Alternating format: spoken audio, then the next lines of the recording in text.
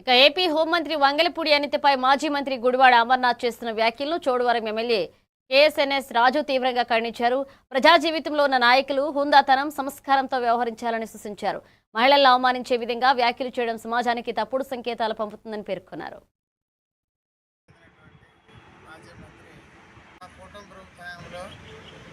ఉద్యోగ అవకాశాలు పరిశ్రమలు వచ్చాయి కాబట్టి ఉద్యోగ అవకాశాలు కలుగుతున్నాయని చెప్తే దానికి కూడా వ్యంగ్యంగా, అసభ్యకరంగా, ద్వంద్వార్థంతో మీరు చేస్తున్న ఉద్యోగాల గురించి అన్నట్టుగా మాట్లాడారు.